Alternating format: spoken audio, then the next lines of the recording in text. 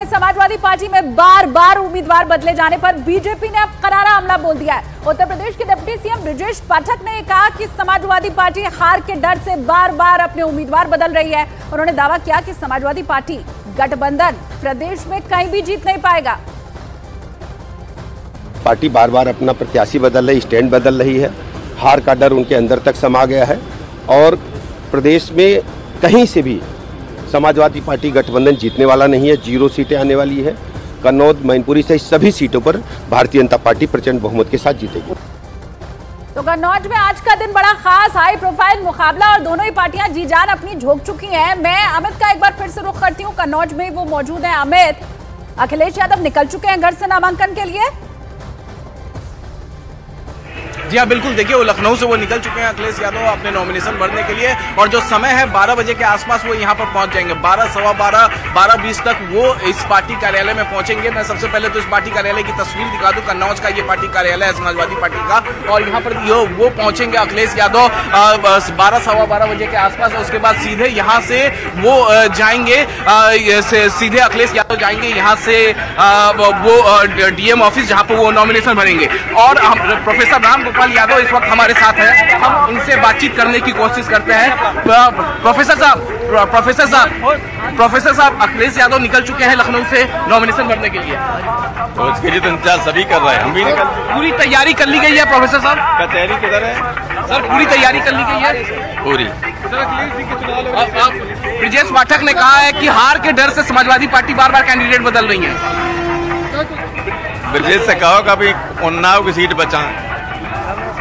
तो ये थे प्रोफेसर राम गोपाल यादव तमाम तैयारियों की जायजा लेते हुए। और यहाँ पर आप देख सकते हैं कि जिस रूट से अखिलेश यादव जाएंगे उसी रूट का ये जायजा लेते हुए यहाँ पर प्रोफेसर राम गोपाल यादव, तस्वीरें दिखाइए प्रोफेसर राम गोपाल यादव की, जिस रूट से जाएंगे और या अखिलेश यादव उस रूट का जायजा लेते हुए। और अगले आधे घंटे से 45 मिनट बताया जा रहा है कि अखिलेश यादव यहाँ पर पहुंच जाएंगे। एक बार फिर से हम कोशिश करेंगे प्रोफेसर राम गोपाल यादव से बातचीत करने के लिए। प्रोफेसर साहब, सुब्रत पाठक ने कहा है कि भारत पाकिस्तान का मैच हो गया। अब उसे चुनाव लड़ने लायक नहीं, उसे भेजना चाहिए ल्यूनेटिक असाइलम में, पागल खाने में, क्योंकि जो पागल है आदमी चुनाव नहीं लड़ सकता। और अगर ये बात कह रहा है तो पागल है। He should be sent to lunatic asylum. Thank you. तो ये थे प्रोफेसर राम गोपाल तो करारा हमला करते हुए, और यहाँ पर तस्वीरों में देख पा रहे हैं उस रूट पे जाते हुए जहां पर से अखिलेश यादव नॉमिनेशन भरने जाएंगे। तो प्रोफेसर राम गोपाल यादव इस वक्त जायजा ले रहे हैं उस रूट का जहां पर अखिलेश यादव उस नॉमिनेशन भरने के लिए जाएंगे। जी बिल्कुल, बहुत शुक्रिया अमित। आगे भी आपसे हम जानकारी लेते रहेंगे, लेकिन अगली बड़ी खबर का रुख कर लेते हैं। देखिए, राजस्थान के पूर्व मुख्यमंत्री अशोक गहलोत से जुड़ी हुई खबर आपको बताएंगे, लेकिन ट्वीट जो मिल रहा है अखिलेश यादव का वो पहले आपको दिखा देते हैं। उन्होंने कहा है फिर इतिहास दोहराया जाएगा, अब नया भविष्य बनाया जाएगा। कन्नौज पहुंचने वाले अखिलेश यादव घर से निकल चुके हैं और इन सब के बीच उनका ट्वीट सामने आया है, इतिहास फिर दोहराया जाएगा, अब नया भविष्य बनाया जाएगा। तो ये अहम खबर, कन्नौज से पहले भी जीत चुके हैं अखिलेश यादव। मुख्यमंत्री बनने के बाद ये सीट उन्होंने छोड़ दी थी। अब एक बार फिर से कन्नौज से अपनी उम्मीदवारी वो यहाँ पर दर्ज कराने के लिए आज पहुंच रहे हैं। और ये तस्वीरें जो अखिलेश यादव के घर से निकलने के वक्त की थी वो आपको हम दिखा रहे हैं। या देखिए, अखिलेश यादव कन्नौज के लिए लखनऊ से रवाना हो चुके हैं और उधर तैयारी कन्नौज में भी पूरी है। 12 बजे के आसपास का समय था जब ये कहा जा रहा था कि वहां पर वो पहुंचेंगे, फिर नॉमिनेशन फाइल करने के लिए जाएंगे।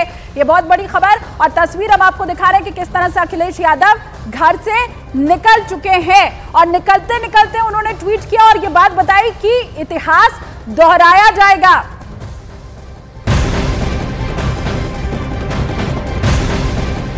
तो देश का सियासी पारा हाई है। बिहार के किशनगढ़ में असदुद्दीन ओवैसी की एक चुनावी सभा थी। यहाँ पर संबोधन के दौरान असदुद्दीन ओवैसी ने यह कहा कि 26 अप्रैल को इलेक्शन होना है।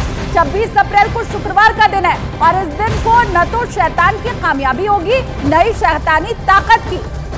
बड़ी खबर इस वक्त आपको बता रहे हैं असदुद्दीन ओवैसी, उनकी तरफ से ये बड़ा बयान। 26 तारीख को देखिए दूसरे चरण का मतदान होना है और ये कहा है असदुद्दीन ओवैसी ने कि वो तो जुमे का दिन है, शुक्रवार का दिन है। तो ऐसे में जो ताकतें हैं वो जीतनी नहीं चाहिए, शैतानी ताकतें। याद रखिए 26 तारीख को आपको एक तारीख बनाना है और 26 तारीख को जुमे का दिन है, मुबारक दिन है। जुमे के दिन शैतान की कामयाबी नहीं होगी, ना शैतानी ताकतों की कामयाबी होगी इंशाअल्लाह ताला।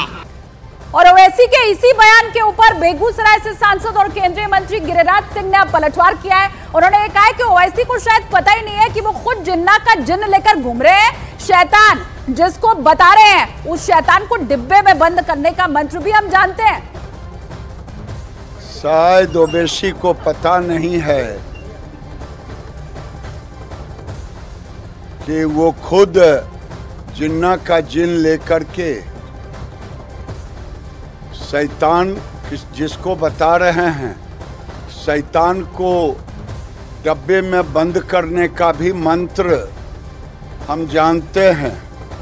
सारे शैतान को बंद करके उन्हीं के जिम्मे छोड़ दूंगा।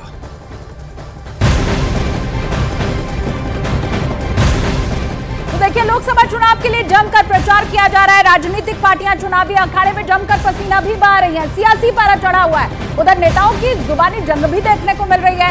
इन सब के बीच एआईयूडीएफ प्रमुख बदरुद्दीन अजमल नगाव में एआईयूडीएफ उम्मीदवार अमीनुल इस्लाम के समर्थन में चुनावी रैली को संबोधित करने पहुंचे थे।